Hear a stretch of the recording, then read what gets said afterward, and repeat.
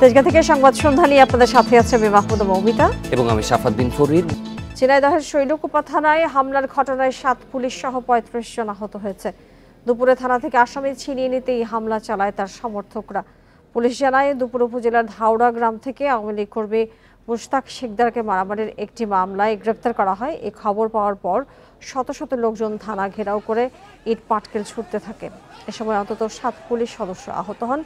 পরে আত্মরক্ষার্থে ফাঁকা গুলি এবং সাউন্ড গ্রেনেড ছুড়ে হামলাকারীদের ছত্রভঙ্গ করে দেওয়া হয়। আহতদের উপজেলা স্বাস্থ্য কমপ্লেক্সে ভর্তি করা হয়েছে। এদের মধ্যে ৩ পুলিশ সহ ২১ জনকে ঝিনাইদহ এবং কুষ্টিয়া সদর হাসপাতালে পাঠানো হয়েছে।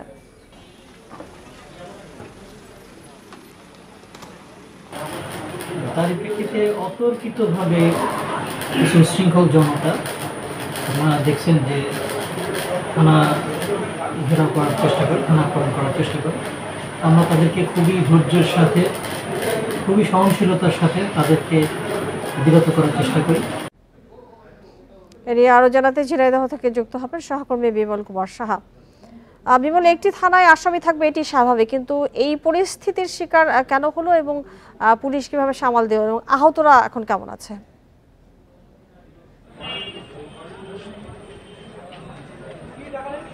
উপজেলা নির্বাচনের পর শুল্ক উপজেলার বিভিন্ন এলাকায় সহিংসতা চলছে। এরই পরিপ্রেক্ষিতে ধাওড়া গ্রামে দুই পক্ষের মধ্যে একটা মারামারি ঘটনা হয়। এই মারামারিতে মুশতাক শিকদার নামে একজন আওয়ামী লীগ কর্মী আসামি হয়। আজকে দুপুরে পুলিশ তাকে গ্রেপ্তার করে থানায় নিয়ে আসে। এই সময় তার শত শত সমর্থক ভ্যান নসিমনে চড়ে থানায় এসে তারা ঘেরাও করে তাদের মুক্তি দাবি করে। এক পর্যায়ে তারা থানাকে লক্ষ্য করে ইট পাটকেল ছুটতে থাকে এবং প্রচুর ইট পাটকেল ছড়ে। এরপর পুলিশ পরিস্থিতি নিয়ন্ত্রণে আনতে প্রথমে কাদাইনে গ্যাস নিক্ষেপ করে, এরপর শর্ট গ্রেনেড গুলি ও সাউন্ড গ্রেনেড নিক্ষেপ করে তাদের ছত্রভঙ্গ করে দেয়। এখন পরিবেশ শান্ত আছে, তবে ঘটনার পর এই শুল্কুপা শহরের সমস্ত দোকানপাট বন্ধ হয়ে যায় এবং মানুষের মাঝে আতঙ্ক দেখা যায়। এখন পুলিশ টহল দিচ্ছে এবং অতিরিক্ত পুলিশ সুপার জাকারিয়া ইমরান আমাকে বলেন যে আমরা এখন তাদেরকে গ্রেপ্তার করার চেষ্টা করছি যারা এই ঘটনার সাথে জড়িত। এইটুকুই আছে সর্বশেষ খবর শুল্কুপা। বিমল, এখন আসামি কোথায় আছেন এবং যারা পুলিশ সদস্য যারা আহত হয়েছেন তাদের কি অবস্থা? আরেকটি বিষয় জানতে চাই, যারা এত শত শত লোক এসেছে তারা কি দলীয় কর্মী নাকি গ্রামের লোকজন সেখানে ছিলেন? এখানে গ্রামের দলাদলি আছে, ওই মুশতাক শিকদারেরও একটা দল আছে। সেই দলে নেতা কর্মী যারা আছে তার সমর্থকরা এরাই এখানে চলে আসে হামলা করে। আর মুশতাক শিকদার এখনো থানায় আটক আছে। আর পুলিশ কর্মী যারা আহত হয়েছিল তাদেরকে ঝিনাইদহ হাসপাতালে রেফার করা হয়েছে। আর যারা এখানে আহত হয়েছিল সাধারণ লোক তারাও ঝিনাইদহ এবং কুষ্টিয়া হাসপাতালে রেফার করা হয়েছে।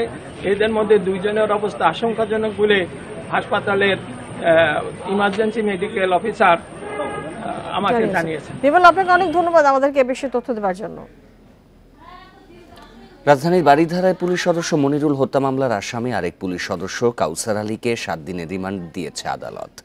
ঢাকার মেট্রোপলিটন ম্যাজিস্ট্রেট মোহাম্মদ শাকিল আহমদ তার রিমান্ড মঞ্জুর করেন। এদিকে প্রাথমিক জিজ্ঞাসাবাদে নিজের অস্ত্র দিয়ে সহকর্মীকে গুলি করার কারণ জানা যায়নি। পুলিশ জানিয়েছে গ্রেপ্তার কাউসার নিজেকে মানসিক ভারসাম্যহীন প্রমাণের চেষ্টা করছে। শনিবার মধ্যরাতে রাজধানীর বারিধারার ফিলিস্তিন দূতাবাসের সামনে হঠাৎই গুলির শব্দ। সিসিটিভি ফুটেজে দেখা যায় গুলিবিদ্ধ হয়ে মাটিতে লুটিয়ে পড়ার পরেও কনস্টেবল মনিরুলকে একের পর এক গুলি করেন তারই সহকর্মী কাউসার আলী। দায়িত্ব পালনকালে ব্রাজিলের তৈরি আধুনিক সাবমেশিন টারাস ব্যবহার করতেন কাউসার। এর প্রতিটি ম্যাগাজিনে 30 রাউন্ড গুলি থাকে। গুলি বর্ষণের পর গ্রেপ্তার হওয়া কনস্টেবল কাউসারকে জিজ্ঞাসাবাদ চলছে। দুজন ডিউটি করতেছিলেন, তাদের মধ্যে ঘটনা ঘটছে, কি কারণে ঘটছে এটা আমরা আসলে তদন্ত না করে বলতে পারতেছি না। তদন্ত চলছে এবং যিনি ঘটিয়েছেন তাকে আমরা জিজ্ঞাসাবাদ করতেছি। গুলিবর্ষণের ঘটনায় আহত হন জাপান দূতাবাসের গাড়ি চালক সাজ্জাদ হোসেন। বর্তমানে গুলশানের ইউনাইটেড হাসপাতালে চিকিৎসাধীন সাজ্জাদের অবস্থা স্থিতিশীল বলে জানিয়েছে চিকিৎসক। উন্ডটা ক্লিন করা হবে এবং তেমন জটিল কিছু না। পেশেন্ট এখন পর্যন্ত স্টেবল আছে। সার্জারি করার পরেই আমরা আসলে বলতে পারবো যে তার ফাইনালি কি হবে। এদিকে ডিপ্লোম্যাটিক জোনের মতো স্পর্শকাতর ও সুরক্ষিত স্থানে এমন ঘটনার পর নিরাপত্তার বিষয়ে বাড়তি নজরদারি করছে পুলিশের ঊর্ধ্বতন কর্তৃপক্ষ। ইকরামুল কবির, ইন্ডিপেন্ডেন্ট নিউজ, ঢাকা। গুলশানে কর্তব্যরত পুলিশ হত্যাকাণ্ড ব্যক্তিগত বিরোধ বা মানসিক অস্থিরতার কারণে বলে মনে করছে ঢাকা মহানগর পুলিশ। সকালে ডিএমপি সদর দপ্তরের সংবাদ সম্মেলনে এই কথা জানান অতিরিক্ত কমিশনার ডক্টর মহিদ উদ্দিন। অপরাধ বিশ্লেষকরা বলছেন কাজের চাপ, কর্মক্ষেত্রে বৈষম্য বা পারিবারিক কারণে অস্থিরতায় ভুগছেন পুলিশ কনস্টেবলরা। কনস্টেবল কাউসার আলী দুদিন আগেই বারিধারা ডিপ্লোম্যাটিক এলাকায় ফিলিস্তিন দূতাবাসে কাজে আসে। রাত 11টা থেকে দুজনের একই সাথে 8 ঘন্টা দায়িত্ব পালনের কথা, কিন্তু রাত 12টার দিকে সহকর্মীকে নিজের অস্ত্রে গুলি করে হত্যা করেন তিনি। ডিএমপি সদর বলছে ডিপ্লোম্যাটিক এলাকায় দায়িত্বে বাড়তি চাপ নেই, বেশি সময় কাজ করতে হয় না, এমনকি কাজের পরিবেশও থাকে আদর্শ। প্রত্যক্ষদর্শীদের দাবি কাউসার ঘটনার সময় অস্বাভাবিক আচরণ করছিল, এমনকি সেই সময় নিজের ওপর তার কোনো নিয়ন্ত্রণ ছিল না। লাল একটা কাপড় আসছিল হাতের ভিতরে বাঁধতেছে বারবার, আর সরাইতেছে, আর বারবার খালি মনে করেন যে হাঁটাচলা করতেছে, বলতে কি জানি বলতেছে। নিজেরে খুব অস্থির ফিল করতেছিল, মানে সে এমনভাবে সিগারেট টানতেছে, ধোঁয়া বার করতেছে, আকাশ দিয়ে ছাড়তেছে, বসতেছে, উঠতেছে। কর্মকর্তারা বলছেন নিজের ওপর নিয়ন্ত্রণ হারিয়ে এমন কাজ করেছে কাউসার। এটি একটি বিচ্ছিন্ন ঘটনা, তদন্তের পর মূল ঘটনা জানা যাবে।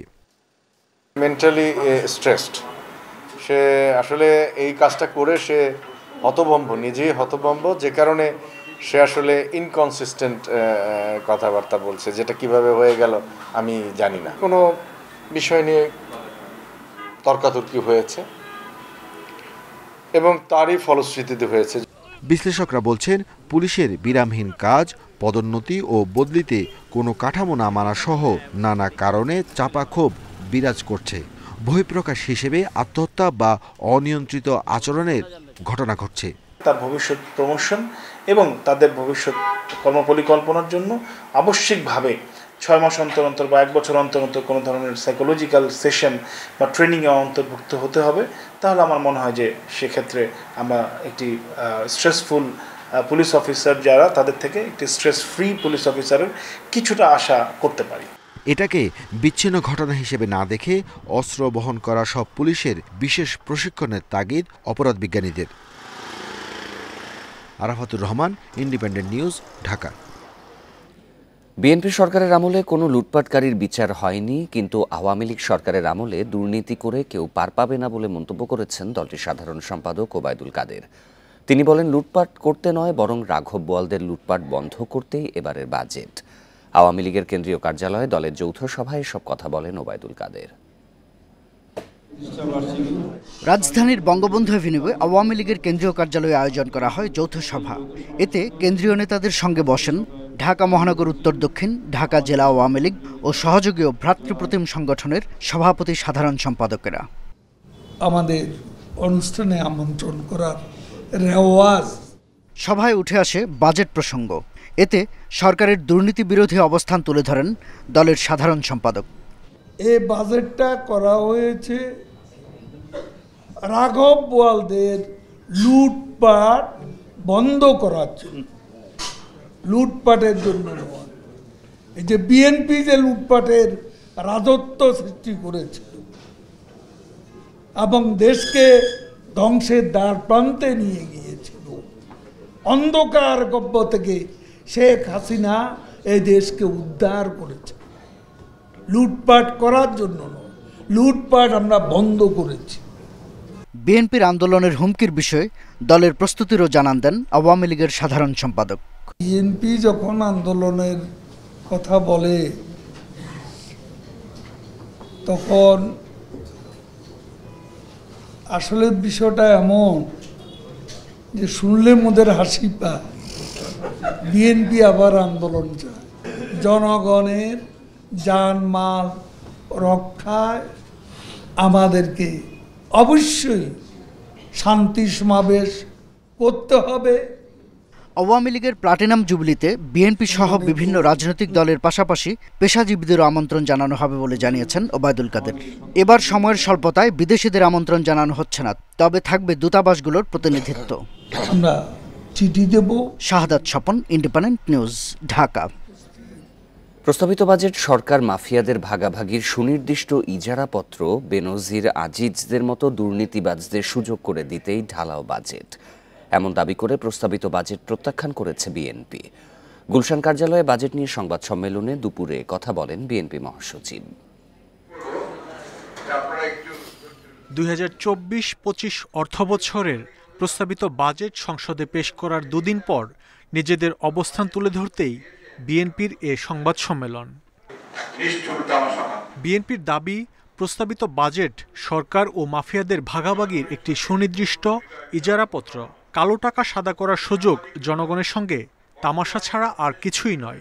পুরো বাজেটটাই আপনার একটা ভিক্ষার জুড়ি নিয়ে করা, এবং এর মধ্যে আপনার নিজস্ব কোনো কিছুই নাই। এই ঘাটতি মেটানোটা হচ্ছে ঋণ দিয়ে, একে বৈদেশিক ঋণ আবার ডোমেস্টিক ঋণ। যে মানুষগুলো আপনার অলরেডি পড়ে গেছে খাদের মধ্যে, তাদের মধ্যে আপনার এই তথাকথিত বাজেটের হাতি চেপে বসেছে, তাদের কাছ থেকেও আপনার ঋণ নেওয়া হবে। আগামী বছরগুলোতে যে কি খারাপ অবস্থা আসবে এটা আমরা ঠিক বুঝতে পারছি না। এর আগে জাতীয় প্রেস ক্লাবে এক অনুষ্ঠানে বিএনপি মহাসচিব দাবি করেন, দুর্নীতি আর সন্ত্রাস ক্ষমতাসীনদের মূল কাজ। ক্ষমতা ধরে রাখতে সরকার দেশ বিক্রি করে দিচ্ছে বলেও দাবি করেন তিনি।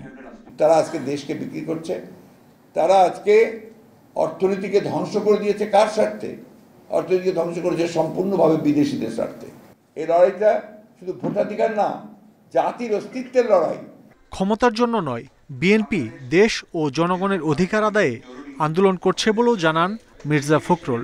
যে কোনো আন্দোলন, যে কোনো মুভমেন্ট, যে কোনো লড়াই একা কখনো সম্ভব নয়। মাহমুদ শরীফ, ইন্ডিপেন্ডেন্ট নিউজ, ঢাকা। বেনজিরের পর এবার তার স্ত্রী এবং 3 মেয়ে দুদকের সময় আবেদন করেছেন বলে জানিয়েছেন দুদকের আইনজীবী খোরশেদ আলম খান। 24 জন তাদের হাজির হওয়ার সময় দিয়েছে দুদক। গণমাধ্যম কর্মীদের এই তথ্য দেন তিনি। বলেন, সাবেক আইজিপি বেনজির আহমেদ, তার স্ত্রী এবং 3 মেয়ের পক্ষ থেকে 5টি চিঠি দেওয়া হয়েছে দুদকে। এর মধ্যে বেনজিরকে 6 জুনের পরিবর্তে 23 জুন হাজির হতে বলা হয়েছে, আর তার স্ত্রী এবং 3 মেয়েকে দুদকে হাজির হতে হবে 24 জুন। এদিকে বিএনপিপন্থী আইনজীবীদের অভিযোগ, বেনজিরকে বাঁচানোর চেষ্টা করছে সরকার। তাদের দাবি, গায়েবী চিঠির মাধ্যমে বেনজিরকে সময় বাড়িয়েছে দুদক। বেনজির নজিরবিহীন। দেখুন, এই যে দুর্নীতি দমন কমিশনে কথিত একটা চিঠি পাঠিয়েছেন একজন আইনজীবী, আদৌ চিঠি কি পাঠানো হয়েছে? কোনো আইনজীবীর নাম কি এখন পর্যন্ত কেউ বলেছে? কি গ্রাউন্ডে তার সময় চেয়েছে, কেউ কি কিছু বলেছে? এখন ব্যক্তি যখন নির্দিষ্ট টাইমে আসতে পারে না, তখন তাকে সে সময়ের জন্য আবেদন করতে পারে, অথবা সময়ের আবেদন ছাড়াও দুদক ইচ্ছা করলে 15 দিন সময় বাড়াতে পারে, এরপরে সে আর বাড়াতে পারে না। গত 5 বছরে সংসদ সদস্যদের চেয়ে উপজেলা চেয়ারম্যানদের সম্পদ বেশি বেড়েছে বলে দাবি করেছে ট্রান্সপারেন্সি ইন্টারন্যাশনাল বাংলাদেশ, টিআইবি। কোটিপতি প্রার্থীর সংখ্যা বেড়েছে 3 গুণ। দুপুরে রাজধানীতে সংবাদ সম্মেলনে সংস্থাটি জানায়, এবার উপজেলা পরিষদে নির্বাচিত চেয়ারম্যানদের প্রায় 79% ব্যবসায়ী। সংস্কৃতিতে আমাদের রাজনৈতিক অঙ্গনে ধানমন্ডির মাইডাস সেন্টারের কার্যালয়ে ৬ষ্ঠ উপজেলা নির্বাচনের প্রার্থী ও নির্বাচিত প্রতিনিধিদের হলফনামা বিশ্লেষণ ও ফলাফল তুলে ধরে ট্রান্সপারেন্সি ইন্টারন্যাশনাল বাংলাদেশ। সেই সাথে গেল 5 বছরের তুলনামূলক চিত্রও তুলে ধরে দুর্নীতি বিরোধী সংস্থাটি। টিআইবি জানায়, এবার ব্যবসায়ী প্রার্থীর সংখ্যা বেড়েছে 8%। 2019 সাল থেকে 50% থেকে 100% পর্যন্ত আয় বেড়েছে জনপ্রতিনিধিদের। ক্ষমতার অপব্যবহারই এর কারণ বলে মনে করছে টিআইবি।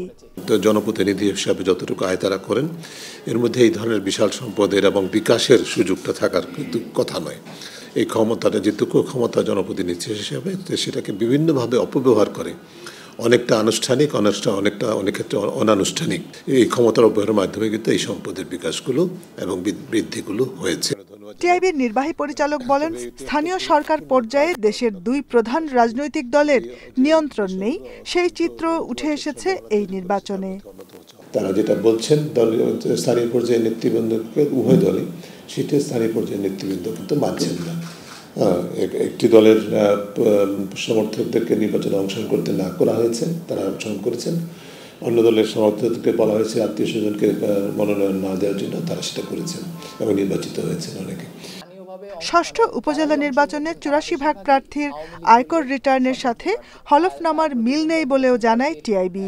সংস্থাটি জানায়, জাতীয় নির্বাচনের চেয়ে উপজেলা নির্বাচনে নারী প্রার্থীর সংখ্যা কম, প্রায় 2%। Jahanara Parvin, Independent news, Dhaka. প্রথম এবং দ্বিতীয় শ্রেণীর সরকারি চাকরিতে নিয়োগে 30% মুক্তিযোদ্ধা কোটা বহাল রেখে হাইকোর্টের রায় চেম্বার আদালতেও বহাল রাখা হয়েছে। 4 জুলাই প্রধান বিচারপতির নেতৃত্বে আপিল বিভাগের পূর্ণাঙ্গ বেঞ্চের শুনানিতে চূড়ান্ত সিদ্ধান্ত হবে। দুপুরে চেম্বার বিচারপতি ইনায়েতুর রহিম এবং এই আদেশ দেন। এদিকে কোটা বাতিলের দাবিতে বিভিন্ন স্থানে আন্দোলন অব্যাহত আছে। সরকারি চাকরির নবম থেকে 13তম পর্যন্ত সব গ্রেডে কোটা বাতিল করে 2018 সালের অক্টোবরে প্রজ্ঞাপন দেয় সরকার। 5 জুন হাইকোর্ট প্রজ্ঞাপন বাতিল করলে আবার বহাল হয় 30% মুক্তিযোদ্ধা কোটা। এরপর থেকে নতুন করে কোটা বিরোধী আন্দোলনে সরগরম বিভিন্ন ক্যাম্পাস। ঢাকা বিশ্ববিদ্যালয় রোববারও ঢাকা বিশ্ববিদ্যালয়ে বিক্ষোভ মিছিল করে শিক্ষার্থীরা। সেখান থেকে 6 জনের প্রতিনিধি দল অ্যাটর্নি জেনারেলের কার্যালয়ে গিয়ে হাইকোর্টের রায়ের বিরুদ্ধে আইনি পদক্ষেপ নিতে স্মারকলিপি দেয়। যে মুক্তিযুদ্ধের চেতনা ছিল সাম্য, মানবিক মর্যাদা এবং সমতা, আমি মনে করি কোটা পথের মাধ্যমে সেই মুক্তিযুদ্ধের আদর্শের সাথে আমরা বরখেলাপ করেছি। আশা করব যে আমাদের পক্ষেই, শিক্ষার্থীদের পক্ষেই যাতে রায় আসে চূড়ান্ত এবং 2018 সালে যে পরিপত্র, সেই পরিপত্রটি যাতে বহাল থাকে। রোববার দুপুরে এ নিয়ে চেম্বার আদালতে শুনানি হয়। একবার বাতিলের পর কোটা পুনর্বহালের নানা সমস্যার কথা তুলে ধরে হাইকোর্টের রায় স্থগিত চায় রাষ্ট্রপক্ষ। তবে তাতে সাড়া দেননি চেম্বার জজ। যেহেতু গভর্নমেন্ট ইতিমধ্যে সিদ্ধান্ত নিয়ে এটা সেটেল করে ফেলছে, এটা তো সেটেল হয়ে গেছে, এটা আবার একটা এটাতে নতুন করে কথা উঠবে, নতুন করে আবার বিভিন্ন ধরনের বিভ্রান্তি সৃষ্টি হতে পারে। এইসব কারণে আমি বলছি যে এটা এখন স্টে থাকুক। যদি আপনারা সুপ্রিম কোর্টের আপিল বিভাগ যদি শুনানি করে, যদি মনে করেন যে না এই রায়টা ঠিক আছে, তখন আপনারা দিবেন। কোনো আদেশ না দিয়ে 4 জুলাই প্রধান বিচারপতির নেতৃত্বে আপিল বিভাগের পূর্ণাঙ্গ বেঞ্চে কোটার বিষয়ে চূড়ান্ত সিদ্ধান্ত হবে বলে জানান চেম্বার আদালত। চ্যালেঞ্জ করে গভর্নমেন্ট একটা প্রভিশনাল লিভ টু আপিল করেছিলেন বলে স্টে করার জন্য, কিন্তু কোর্ট আজকে তাদের কথাগুলো শুনেছে, আমাদের কথাগুলো শুনেছে। কোর্ট শোনার পরেও বলছে বলে এই সময়ের মধ্যে আর কি সমস্যা হবে, তারপরেও 4 জুলাই ফিক্স করে দিয়েছে।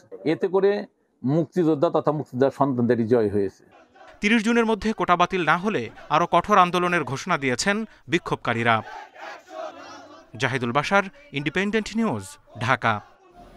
রাস্তার চটপটি, ছোলামুড়ি, স্যান্ডউইচ, আখের রস, অ্যালোভেরা শরবত এবং মিক্সড সালাদে উচ্চমাত্রার ডায়রিয়ার জীবাণু রয়েছে। নিরাপদ খাদ্য কর্তৃপক্ষ এবং ঢাকা বিশ্ববিদ্যালয়ের গবেষণায় এর প্রমাণ মিলেছে। ঢাকায় বিভিন্ন এলাকা থেকে সংগ্রহ করা এই 6টি খাবারের 450টি নমুনা পরীক্ষা করেছেন গবেষকরা। রাস্তায় এসব খাবার না খাওয়ার পরামর্শ দিয়েছেন তারা। রাজধানীতে স্ট্রিট ফুড এখন দারুণ জনপ্রিয়। ভিড় লেগেই থাকে চটপটি, ফুচকা আর শরবতের দোকানে। স্কুল, কলেজ, পার্ক, কোথায় নেই এসব খাবার?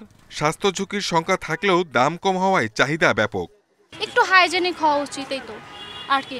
আর স্টুডেন্টরা যেহেতু কম টাকার মধ্যে খেতে চাচ্ছে, তো এই জন্য এটা হয়তো টিস হয়তো এই দিক দিয়ে বেস্ট। স্ট্রিট ফুড যে খাচ্ছি কোনো মান নাই, তার উপর আবার ধরেন যদি হাইজিনের কথা চিন্তা করি, খুবই আনহাইজেনিক।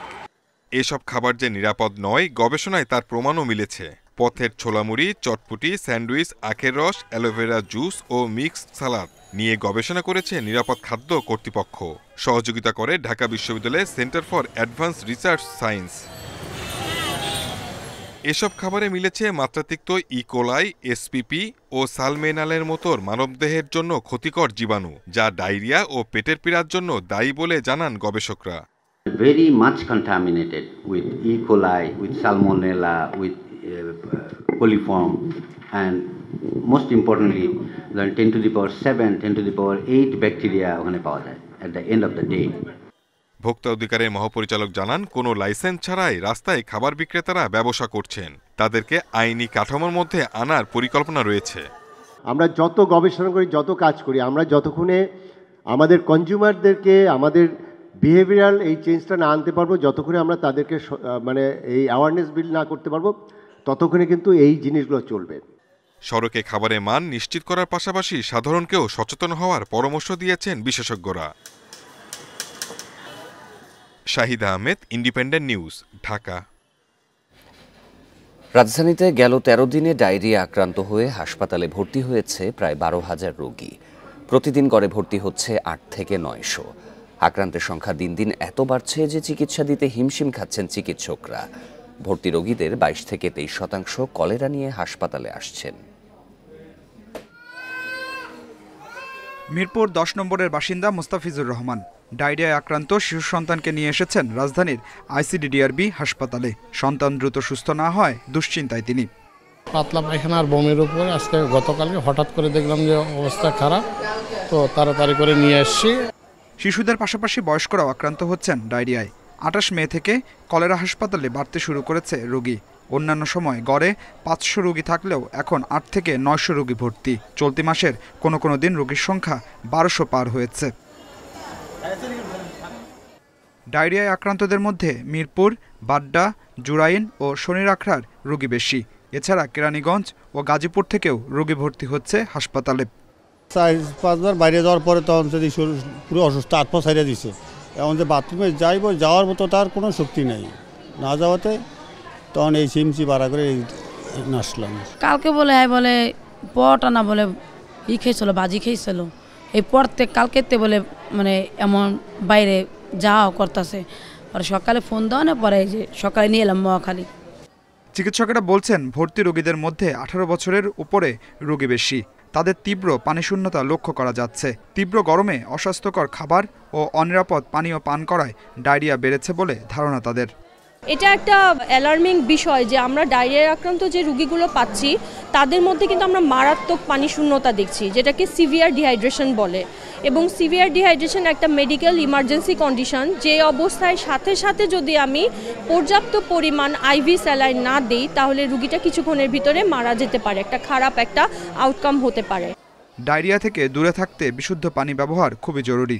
এছাড়া ঘরের বাইরের অস্বাস্থ্যকর খাবার থেকে বিরত থাকতে পরামর্শ চিকিৎসকদের। Adilur Rahman, independent news, Dhaka.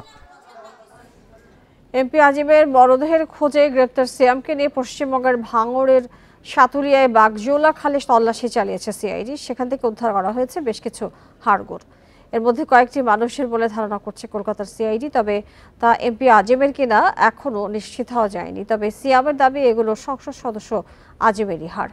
পরীক্ষার জন্য ফরেনসিক বিভাগে পাঠানো হবে এসব হাড়। এর আগে গ্রেপ্তার হওয়া জিহাদ যে স্থানের কথা বলেছিল সিয়াম তার থেকে ভিন্ন একটি জায়গার কথা বলেছে, সেখানেই তল্লাশি চালায় কলকাতার সিআইডি। এর আগে এমপি আজিম হত্যার বিষয়ে আরও তথ্য পেতে শনিবার সিয়ামকে 14 দিনের রিমান্ডে নেয় সিআইডি।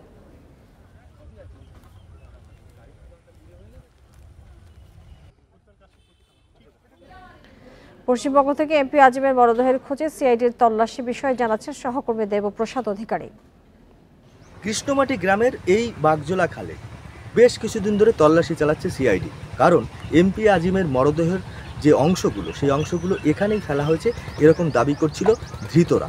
আজ সিয়ামকে সকালবেলায় এখানে নিয়ে আসে এবং সিয়াম দেখিয়ে দেয় ঠিক এই জায়গায় মরদেহের হাড়গোড় ফেলা হয়েছে। সেই মোতাবেক সিআইডি তদন্ত চালায় এবং সেখানে তল্লাশি চালাতে এখান থেকে বেশ কিছু হাড়গোড় উদ্ধার করা হয়েছে এবং সেই হাড়গোড় সিআইডি ইতিমধ্যেই নিয়ে চলে গেছে এবং সেখানে ফরেনসিক তদন্তে পাঠানো হবে এবং তারপরেই পরিষ্কার হবে যে এই হাড়গোড় এমপি আজিমের হাড়গোড় কিনা। কলকাতা থেকে দেবপ্রসাদ অধিকারী। কুমিল্লায় বুড়িচংয়ে বিএসএফের গুলিতে এক বাংলাদেশি নিহত হয়েছেন। সকাল 8টায় উপজেলার বাক্সিমূল ইউনিয়নের জামতলা এলাকায় ভারতীয় সীমান্তে এই ঘটনা ঘটে। নিহত মোহাম্মদ আনোয়ার হোসেন বাক্সিমূল ইউনিয়নের মিরপুর গ্রামের বাসিন্দা। বুড়িচং থানার ভারপ্রাপ্ত কর্মকর্তা আবু হাসনাত খন্দকার বিষয়টি নিশ্চিত করেছেন। মরদেহটি ভারতীয় সীমান্তে পড়েছিল। বিজিবির সঙ্গে পতাকা বৈঠক শেষে 10 ঘণ্টা পর মরদেহ ফেরত দেয় বিএসএফ।